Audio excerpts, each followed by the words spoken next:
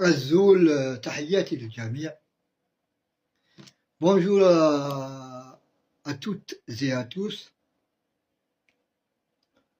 Je ne sais pas comment dire à la France nostalgique de l'Algérie française et à ses relais. Ces relais, Hicham Aboud, Mazda, et j'en passe, les soi-disant groupes politiques, les sectes comme le MAC et le Rachet,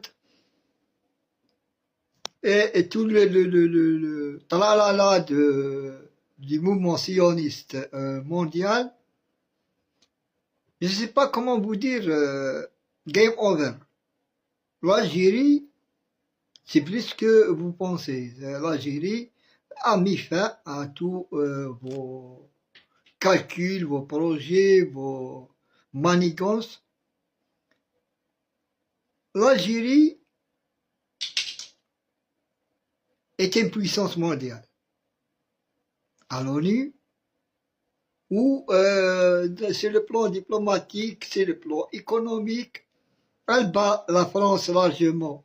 La France, avec le grand F, est égal à zéro.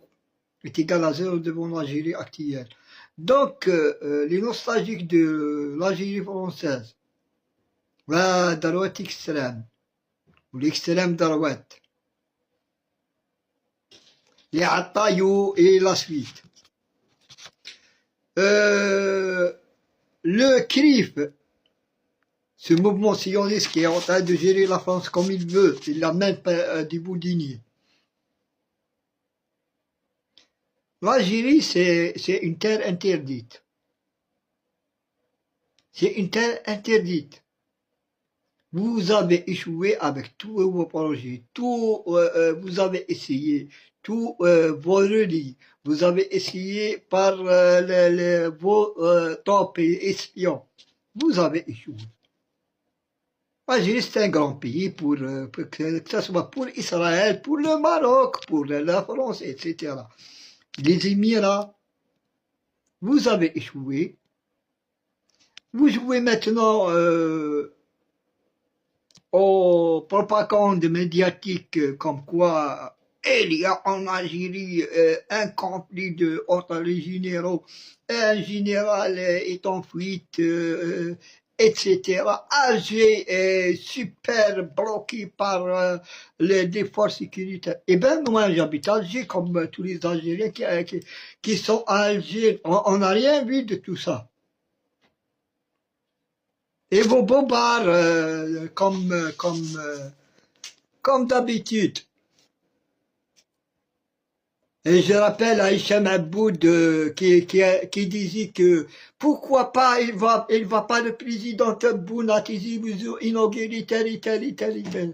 Eh ben, normalement, Hicham Aboud, Mazda et la suite, normalement vous devez fermer vos gueules parce qu'on vous a prouvé à maintes fois, à maintes reprises que l'Algérie, le président Tebboune, et l'État algérien n'est pas en conflit avec lui-même. La région Kabyle, impossible de faire de la zizanie là-bas. Les Kabyles algériens, ils sont avec l'État algérien. Et là, vous ne pouvez plus rien. Là, il n'y a plus, c'est plus un terrain de jeu pour les aventuriers de la politique comme cette Farhata Mhanni et compagnie. Ils jouaient les guignols des sionistes. L'Algérie, c'est plus un terrain de jeu. La Kabylie aussi.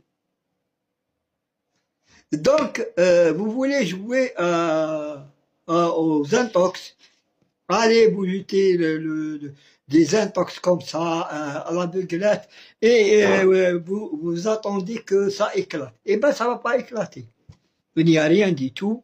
Vous avez cité qui en dernier? Vous avez cité tout le monde. Tebboune, il a disparu, Chengriha, etc. Maintenant, la fuite de Haddad. Nasser el-Jen. Eh bien, Nasser el-Jen, il est dans ses fonctions, il travaille normalement. Vous êtes en train de jouer dans le vide, comme d'habitude. Alors, c'est pas l'État algérien qui va vous répondre. Malheureusement, vous avez que le docteur Saïd qui va vous insulter comme tout le temps.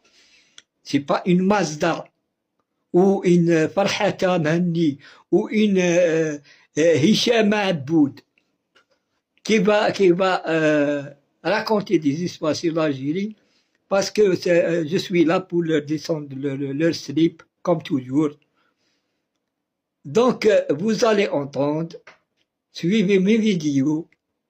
Moi, je vais vous enlever vos slips et je vais faire ce qu'il faut. Hein. Ah, je vais faire ce qu'il faut. Vous êtes à sodomiser. Moi, je sodomise les Rachid, le Mac, les Hicham Aboud, c'est comme ça, c'est la vie. Vous êtes des ménables, vous êtes des femmelettes, à la solde des Marocains, de l'extrême droite, du CRIF. Bah, vous faites remonter de l'argent, oui, c'est sûr. Hein, vous faites remonter de l'argent parce que là, ouais, le mouvement sioniste en général, il veut que l'Algérie soit faite, mais elle ne le sera jamais. L'Algérie a pris de l'envergure internationale. L'Algérie, c'est un pays qui n'a pas de dette. C'est pas la France. L'Algérie, c'est pas la France. C'est pas le Maroc et c'est pas Israël. Nous, on compte sur personne. On n'a pas besoin des États-Unis pour nous ramener des armes, pour nous appuyer avec ces vétos à l'ONU, rien du tout. Nous, on est à l'ONU. Nous, on crée l'événement à l'ONU. Nous, on a fait descendre le pantalon aux États-Unis. Récemment à l'ONU. On a isolé les États-Unis dans l'ONU. C'est ça la première puissance mondiale, on l'a isolé. Elle est restée seule avec son veto. Ah, je suis contre. Alors, mesdames, les sionistes, mesdames Hicham Aboud et la suite, Mazda, etc., je ne sais pas de vous citer chacun avec son nom. Le Mac, le Mac c'est fini. Le Mac, il est fini. Rachid aussi, vous êtes fini. L'État israélien que vous croyez que c'est un grand État, c'est celui qui soutient l'État sioniste, c'est bon, il a gagné. Eh bien, avec l'Algérie, ça ne marche pas. L'État sioniste, on l'a isolé mondialement. Tous les peuples du monde sont contre Israël. Tous les peuples du monde. Qu'est-ce qu'il a Israël n'a plus qu'à l'ONU. Elle a le veto des États-Unis et dans la rue, sur la scène mondiale, dans la rue, elle n'a que le MAC. Le MAC, c'est un mouvement qui soutient Israël. Bien sûr, le CRIF fait en sorte qu'il y ait des autorisations pour qu'il fasse des marches de soutien pour Israël. Et les Français de souche, les vrais Français, les pauvres Français, n'ont pas le droit de sortir pour soutenir Gaza. C'est ça la France actuelle. Là, une France gérée par le CRIF et par l'extrême droite qui est en elle-même, c'est des sionistes. Le dernier des sionistes, vous imaginez un président de parti qui met des têtes de sangliers devant les mosquées. Eh bien, ça se passe en France. Ça se passe en France. C'est ça le niveau. La France, le pays de lumière, il est descendu à tellement un plus bas niveau qu'un président de parti, d'une ligne politique en France, eh ben, il met des têtes de sangliers devant les mosquées. C'est fini pour la France, c'est inutile pour Israël, et c'est le Maroc, j'ai rien à dire. Le Maroc, ça va être prochainement la 59e wilaya d'Algérie. Les Marocains, préparez-vous, vous allez être la 59e wilaya d'Algérie. Suivez mes... Ces dernières années, l'Algérie a été la cible d'une série de campagnes médiatiques dirigées contre elle par des partis étrangères qui cherchent de façon continue à fragiliser sa stabilité interne et à semer le doute sur la solidité de ses institutions souveraines. Ces campagnes, menées ouvertement par des appareils médiatiques liés au régime marocain et par certaines plumes de la presse française, trouvent aussi un relais auprès de quelques opposants algériens installés à l'étranger. Elles se présentent généralement sous forme de rumeurs, de récits fabriqués ou de fausses nouvelles visant directement des personnalités militaires ou sécuritaires de premier plan. Parmi les cas les plus récents figure ce que certains médias ont appelé l'affaire de la fuite du général Nasser Djen, connu sous le nom d'Abdelkader Haddad, ancien directeur du renseignement intérieur en Algérie. Selon ces rumeurs, ce haut responsable aurait quitté le pays clandestinement à bord d'un canot rapide en direction des côtes espagnoles ou encore par avion privé. Mais en réalité, aucune de ces informations n'a été confirmée par des sources officielles, ni appuyée par des preuves tangibles. Ce sont des récits relayés de façon insistante par des opposants établis à l'étranger, dont plusieurs sont notoirement financés et instrumentalisés par des cercles marocains ou français. Ce qui est frappant, c'est que ces nouvelles ont circulé plus largement au Maroc et dans certains médias européens qu'en Algérie même, où leur crédibilité a rapidement été remise en question.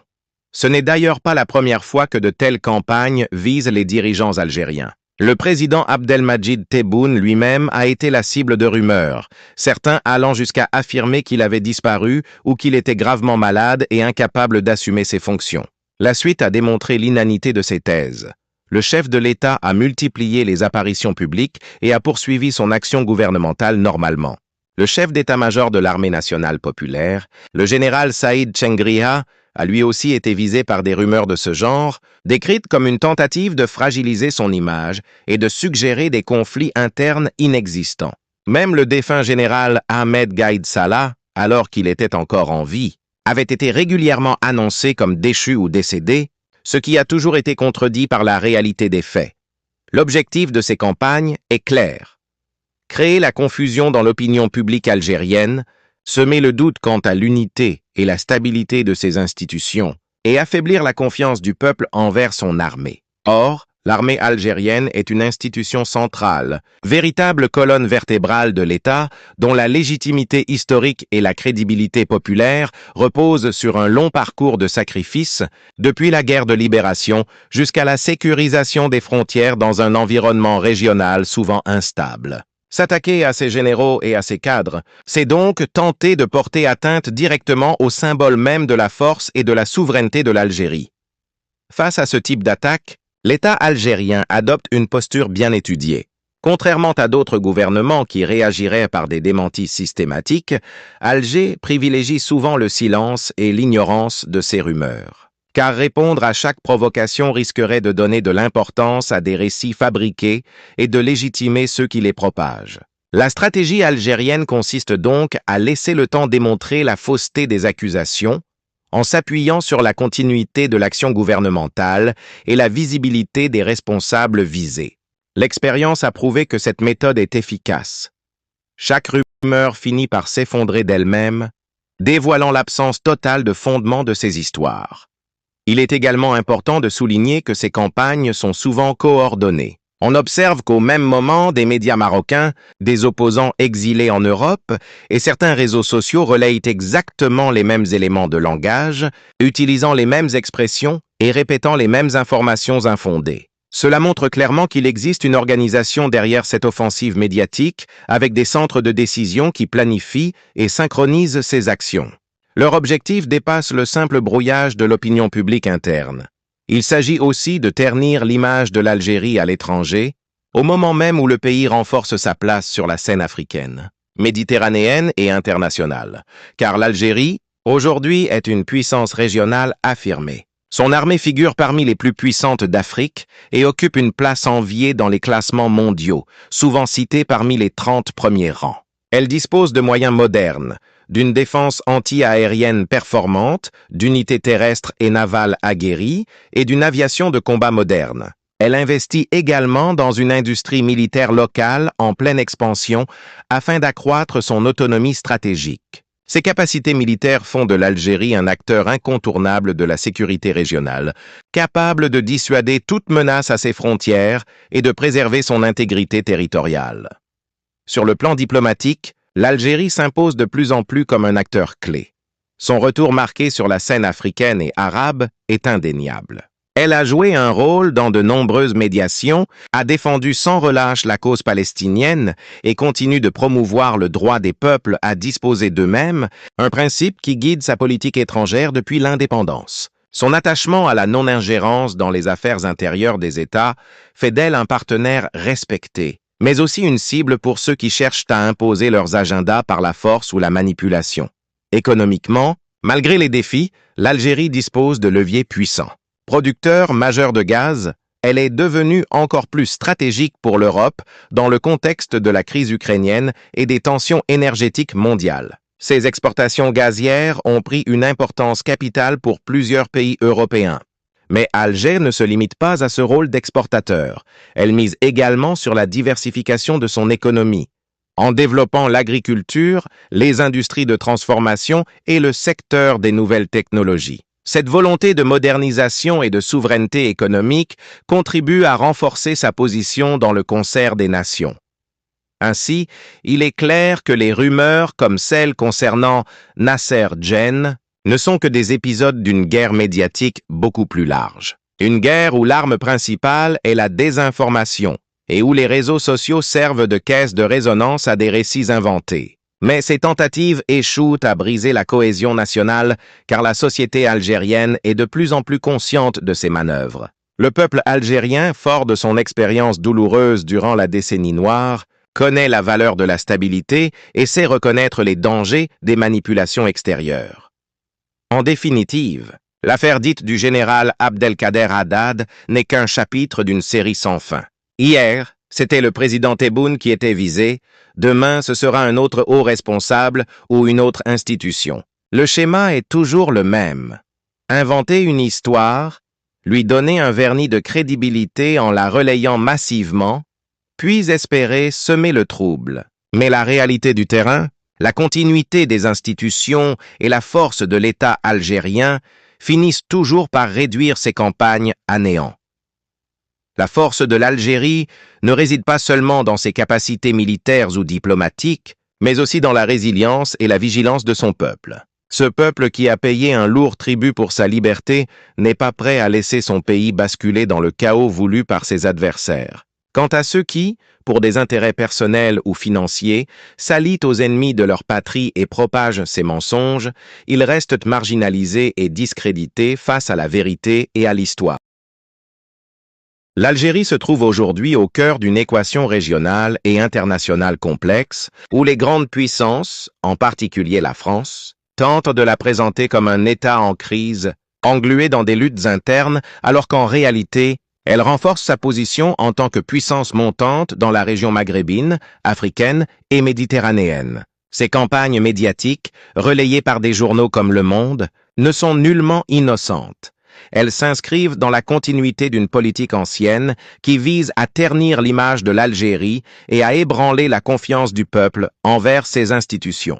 L'article publié par le quotidien français, qui évoquait une prétendue mobilisation sécuritaire inédite depuis la décennie noire, à la suite de ce qu'il appelle la fuite d'un ancien chef des services de renseignement, s'inscrit dans cette stratégie que la France et ses relais médiatiques n'ont cessé d'utiliser chaque fois qu'ils constatent que l'Algérie consolide ses défenses internes et élargit son influence externe. Depuis plusieurs années, l'Algérie n'est plus ce pays sur lequel on pouvait exercer des pressions aisément. Aujourd'hui, elle dispose d'une armée parmi les plus puissantes d'Afrique et du monde arabe, une armée qui a accumulé une immense expérience dans la lutte contre le terrorisme durant les années 1990 et qui a ensuite développé son arsenal militaire grâce à des partenariats stratégiques avec la Russie, la Chine et d'autres pays. Les forces armées algériennes ne constituent pas seulement une institution de défense, mais l'un des piliers de l'État et un instrument de sa politique étrangère. À travers elle, l'Algérie cherche à protéger sa sécurité nationale, mais aussi à jouer un rôle régional majeur dans le Sahel, en Libye, au Mali et au Niger. Voilà pourquoi les campagnes médiatiques, qui exagèrent l'existence de divisions et de luttes internes ne sont qu'une tentative de fragiliser cette image solide que l'Algérie s'efforce de renforcer. L'affaire du général Nasser Djen, telle que rapportée par le quotidien français, a été présentée de manière sensationnaliste et suspecte, comme s'il s'agissait d'un scandale susceptible de déstabiliser l'État. En réalité, de tels cas, s'ils existent, sont traités en interne dans le cadre institutionnel officiel. Le journal a délibérément insinué qu'il y aurait eu complicité de la part des services de sécurité et que des luttes de clans menacèrent le système, mais il a occulté le fait que l'Algérie est un État de droit où toute crise interne se résout par des mécanismes légaux et constitutionnels. L'objectif de cette mise en scène médiatique est de semer le doute et de créer de la confusion à l'intérieur, tout en construisant une opinion publique internationale qui met en question la capacité de l'Algérie à préserver sa stabilité. La vérité, cependant, est que l'Algérie est beaucoup plus forte que ce que ses adversaires veulent faire croire. Aujourd'hui, elle dispose de réserves financières confortables. Grâce aux revenus énergétiques, elle œuvre progressivement à diversifier son économie et elle cherche à s'intégrer dans des partenariats économiques africains et méditerranéens qui font d'elle un acteur central dans le commerce, l'énergie et les infrastructures. L'Algérie mène aussi des efforts politiques et diplomatiques importants en Afrique, où elle se présente comme un médiateur impartial dans des dossiers comme le Mali, le Niger et la Libye. C'est précisément cela qui inquiète les anciennes puissances coloniales. L'Algérie propose un modèle indépendant, affranchi des diktats occidentaux. Les propos sur un déploiement sécuritaire massif en Algérie et leur exagération, associée à des références à la décennie noire, ne sont qu'une tentative psychologique visant à réactiver les traumatismes du passé dans l'esprit des Algériens. L'Occident veut donner l'impression que la stabilité de l'Algérie est fragile et qu'elle pourrait s'effondrer à tout moment. Mais le peuple algérien, qui a vécu cette période douloureuse, comprend parfaitement la valeur de la sécurité. Il reste uni autour de son armée et de ses institutions pour la défendre. C'est pourquoi ces campagnes médiatiques trouvent peu d'écho à l'intérieur du pays. Elles visent surtout l'opinion internationale et cherchent à brouiller l'image de l'Algérie auprès de ses partenaires potentiels. L'Algérie avance également sur la voie du renforcement de sa puissance douce. Elle sait que l'influence ne repose pas seulement sur l'armement et l'économie, mais aussi sur la culture, le sport et la diplomatie publique. C'est pourquoi elle s'efforce d'organiser de grands événements régionaux, de participer activement aux forums internationaux et de défendre toujours les causes justes, notamment la Palestine et le Sahara occidental. Cette position de principe en fait la cible d'attaque des médias occidentaux soumis aux agendas des grandes puissances, mais elle lui confère en même temps une stature morale considérable auprès des peuples de la région. La France, quant à elle, vit une perte rapide d'influence en Afrique. Elle a déjà perdu des positions majeures au Mali, au Niger et au Burkina Faso, et elle considère l'Algérie comme l'un des principaux obstacles à toute tentative de restaurer son hégémonie passée. C'est pourquoi elle cherche à affaiblir l'image de l'Algérie en diffusant de telles narrations. Mais la France oublie que les temps ont changé et que les peuples africains ne la voient plus comme une puissance protectrice, mais comme une force coloniale cherchant à piller leurs richesses. Dans ce contexte, les campagnes médiatiques dirigées contre l'Algérie apparaissent comme une tentative désespérée d'empêcher ce pays de jouer un rôle de leadership dans la reconfiguration des équilibres régionaux. Une lecture posée de ces événements montre que l'Algérie traverse une phase de transition vers davantage de puissance et d'influence. Oui, il peut y avoir des désaccords internes et des changements de poste, comme dans n'importe quel pays, mais cela ne signifie nullement effondrement ou faiblesse. Cela fait partie d'un processus de réorganisation interne visant à assurer la stabilité à long terme. C'est pourquoi amplifier un incident lié à une personne, quel que soit son poste, et tenter de l'associer à une crise généralisée du système n'est rien d'autre qu'une exagération volontaire au service d'agendas politiques étrangers. Aujourd'hui, l'Algérie n'est pas isolée. Elle construit des partenariats avec des puissances émergentes comme la Russie, la Chine et la Turquie et cherche à établir des espaces de coopération régionale en dehors de l'hégémonie occidentale. Cette stratégie lui donne d'importants leviers qui la rendent moins vulnérable aux pressions, ce qui explique la montée en intensité des campagnes médiatiques contre elle.